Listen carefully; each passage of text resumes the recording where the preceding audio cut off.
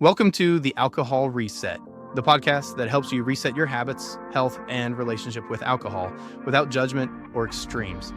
If you're looking to cut back, take a break, or just understand how drinking can affect your body and mind, you're in the right place.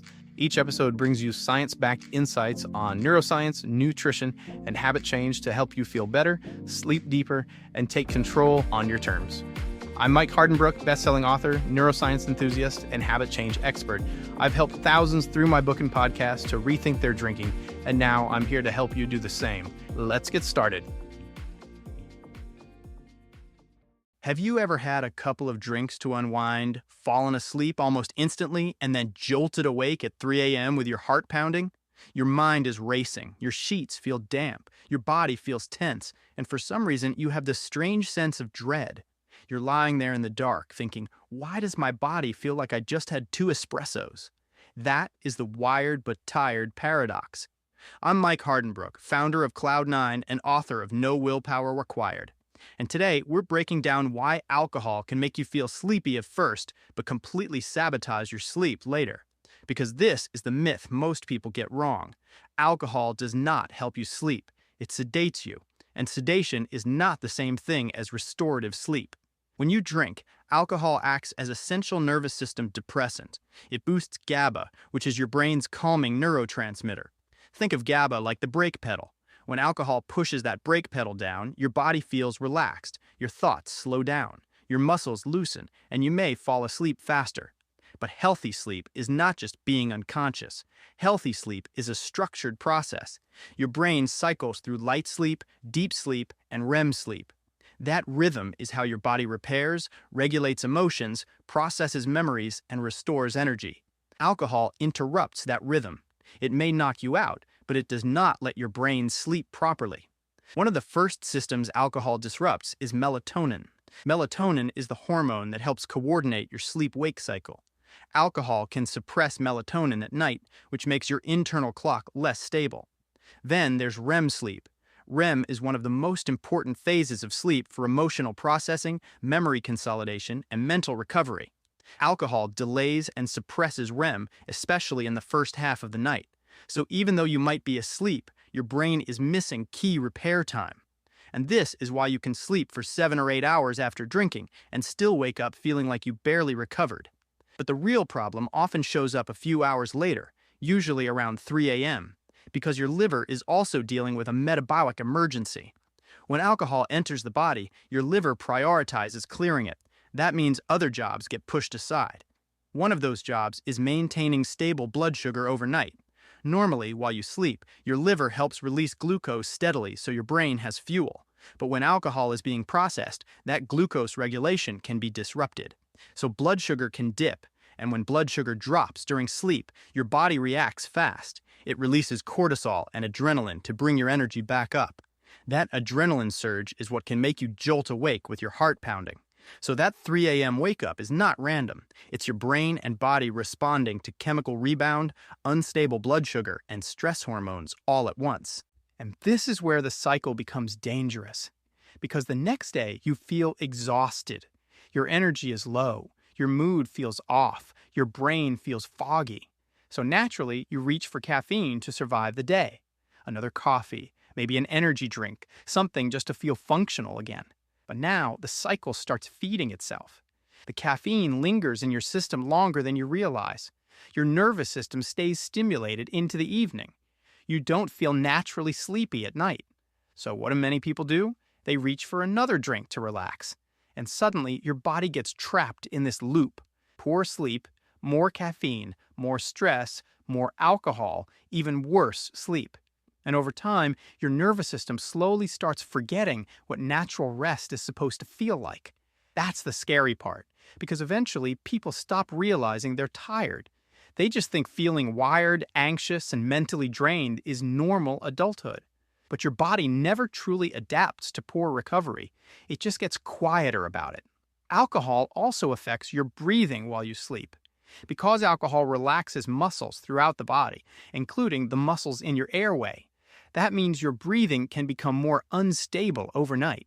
Snoring often gets worse. Sleep apnea symptoms can become more severe. And even people without diagnosed sleep apnea may experience more interrupted breathing after drinking, which creates another hidden problem. Every tiny interruption in breathing slightly stresses the nervous system. Your brain partially wakes up to protect you, even if you never fully remember waking up. So your sleep becomes fragmented all night long. That's why you can technically sleep for 8 hours after drinking and still wake up feeling strangely unrested. Your body was never truly allowed to settle into deep recovery. Then there's the nutrient depletion side of this.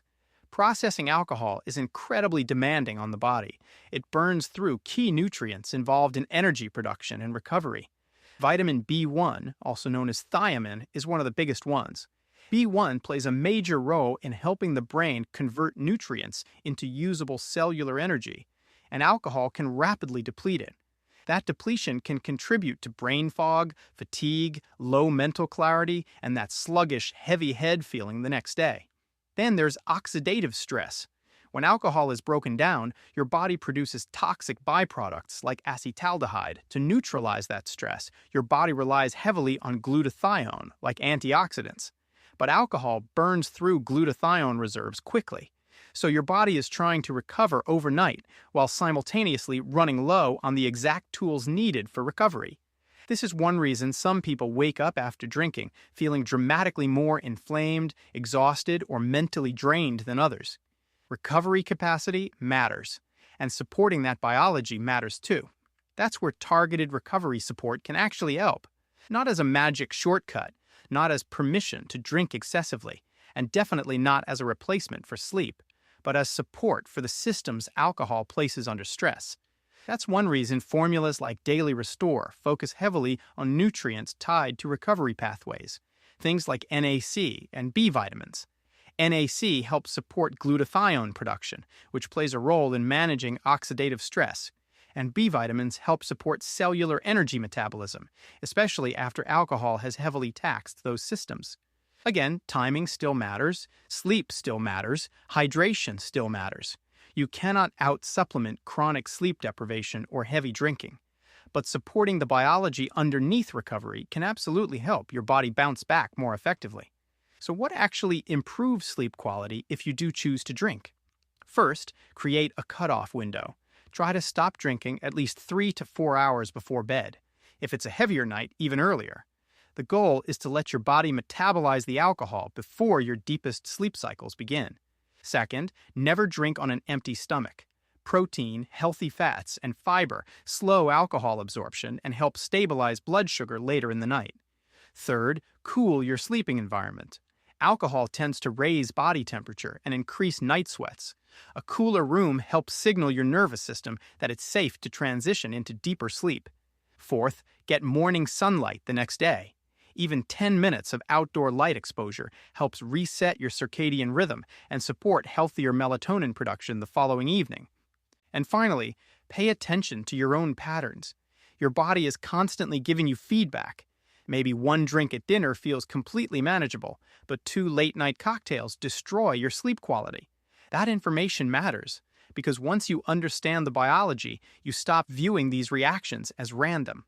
The biggest takeaway today is simple. Alcohol may help you fall asleep faster, but it makes your sleep dramatically less restorative. It suppresses melatonin, disrupts REM sleep, destabilizes blood sugar, triggers adrenaline rebounds, and places your nervous system into a state of overnight stress recovery. So maybe the real question isn't, does alcohol help me sleep? Maybe the real question is, what kind of sleep is my body actually getting? Because there's a huge difference between sedation and true restoration. I'm Mike Hardenbrook. Thank you for spending this time with me. And tonight, take care of your nervous system, protect your recovery, and most importantly, sleep well. That's a wrap for today's episode. If you got something out of this, do me a quick favor, leave a rating and review on whatever podcast platform you're listening on. It helps keep the show going and would mean the world to me. Got ideas, comments, or questions? Shoot me an email at mike@trycloud9.com. I'd love to hear from you. And if you're looking for extra support, check out Cloud9, makers of Daily Restore, a once-a-day supplement to support your body from alcohol's effects, and Rise and Unwind AM/PM, a 24-hour hour combo to curb cravings, balance mood, and improve sleep when taking a break. Go to trycloud9.com and use the code PODCAST to save 15% on your next order. Thanks for listening, and I'll catch you next time.